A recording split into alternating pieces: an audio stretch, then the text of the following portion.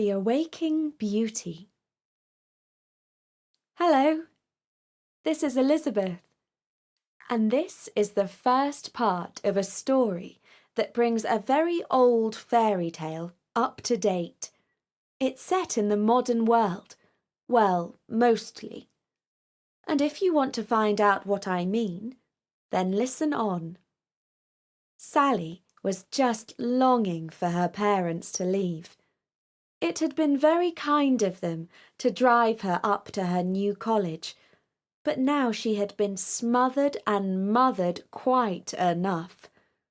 After 18 years, she had received all the advice she needed about her hot water bottle, her vitamin pills, and her beauty sleep. "And just one word before we go," said Mum, as she held both her daughter's hands tightly. "Don't ever turn down an invitation to a party. You never know who you might meet, especially in a place like this."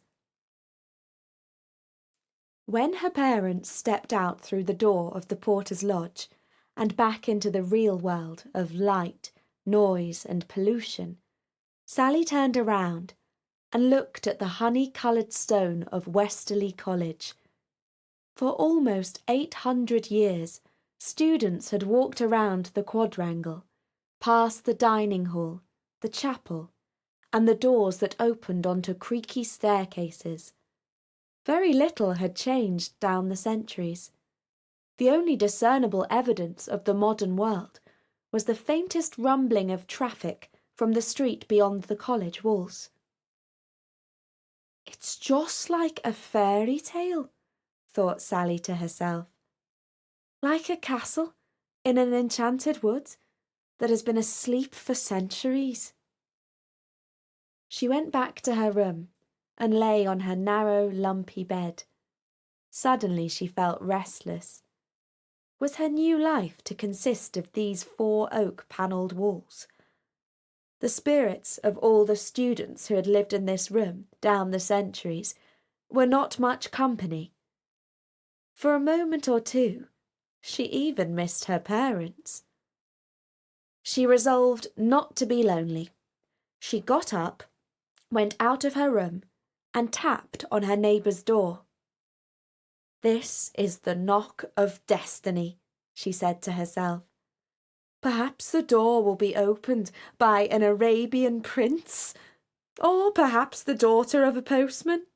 Either way, I have this feeling that we will be lifelong friends." But no reply came from within.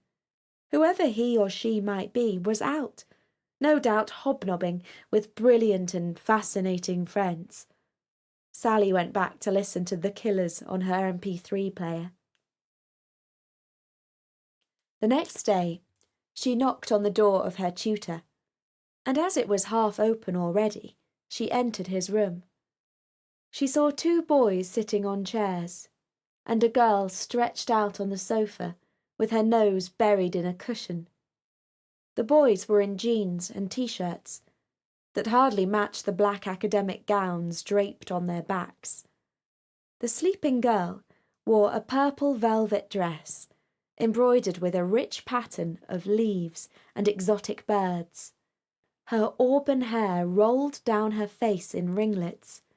Her arm dropped limply down to the floor. A bracelet clustered with jewels dangled on her wrist.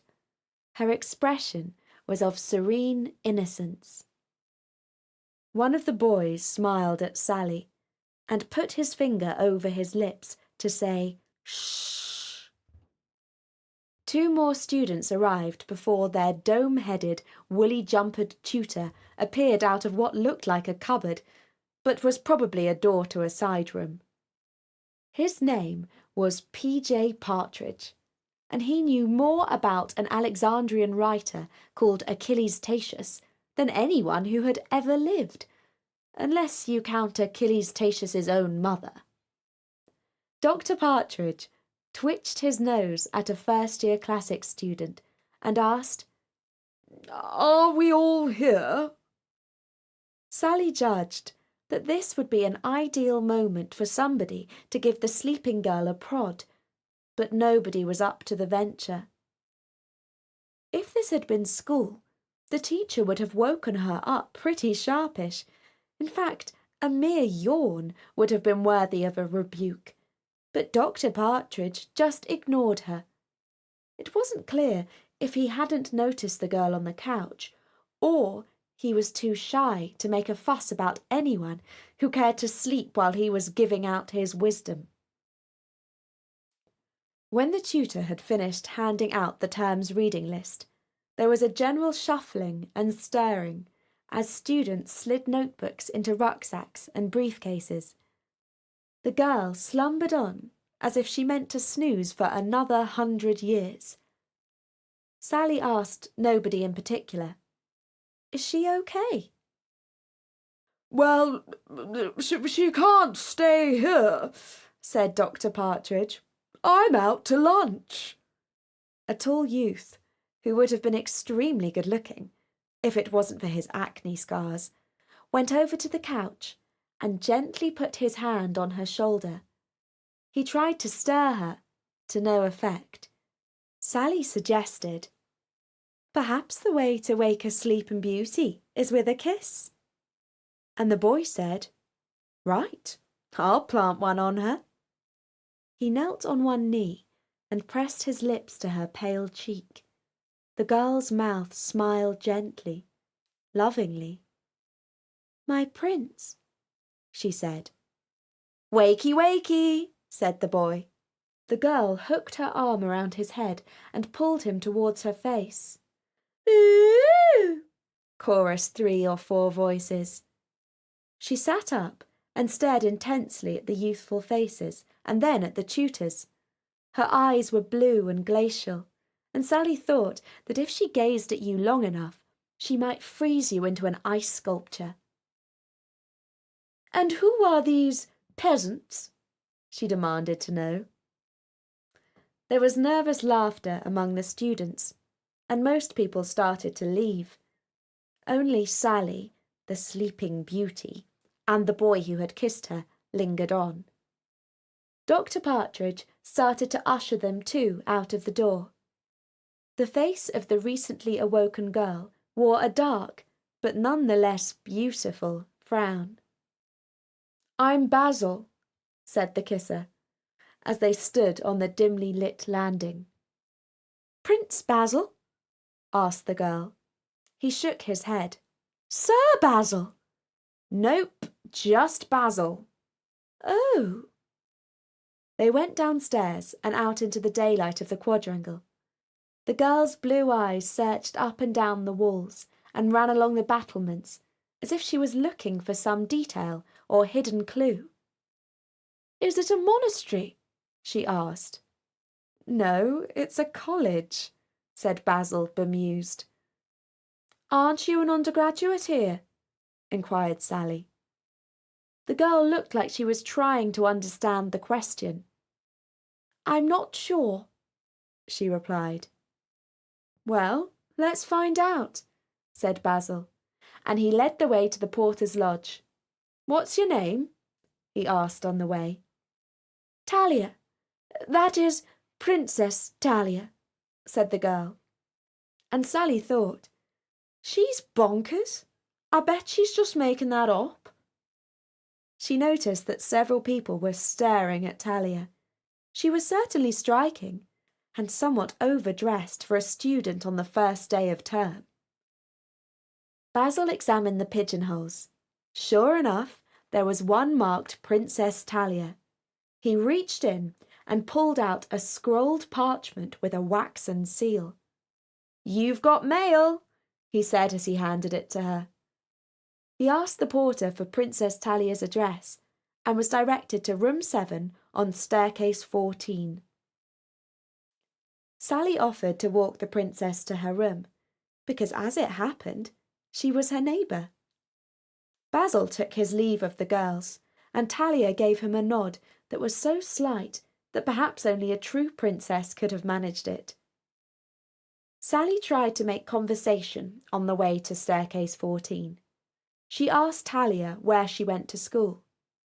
I didn't, said Talia. And who are your parents? Why, the king and queen. Of which country?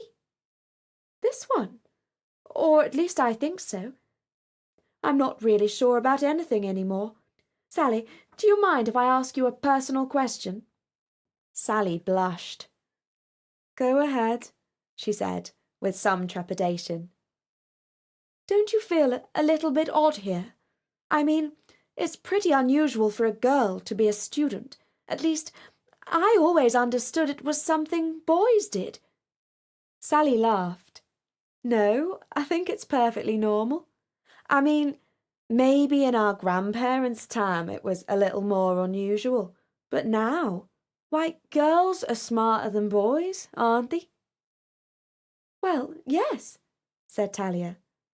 I agree with you about that, of course. She opened the door to her room with the key that the porter had given her. If Sally had hung on to any doubts about Talia being a real princess, she lost them now. Her room was 5 or 6 times the size of her own. It was filled with the rich scent of roses. A 4-poster bed was strewn with rich coverlets and silken cushions. One wall almost looked as if it was a window onto a garden, but in fact it was draped with a tapestry depicting trees and birds. The actual window was a large bow one, with a seat looking onto the quad. The floor was covered with a flowery carpet. Sally wandered in after Talia. Can you play that? She asked, as Talia ran her fingertip over the ornate frame of a harp. Of course, said Talia. I have the gift of music. She sat on the stool, and her fingers began to playfully pluck a tune. The music seemed to chase the frown off her face, and she looked like she might be capable of being quite pleasant. Sally picked up a jewelled ornament from the table. May I? She asked, and Princess Talia answered, still playing, that she had no idea what it was. Why, it's your mobile phone, exclaimed Sally. It was the most ornate one she had ever seen. Talia did not seem to register the comment. She was lost in the music. Sally quietly left the room and lay on her bed next door, listening to the delightful notes as they rang from the fingers of her most peculiar neighbour. Well, she thought, I've met a princess. Not bad for the first day of term. I wonder if we shall be friends. And although they came from completely different worlds, and the princess, no doubt, belonged to a glamorous set, Sally felt certain that it was no mere chance, but fate that had brought them together. And that was the first story about the Awaking Beauty. If you want to find out what happened to Talia next, then keep listening to storynori.com. For now, from me, Elizabeth, goodbye.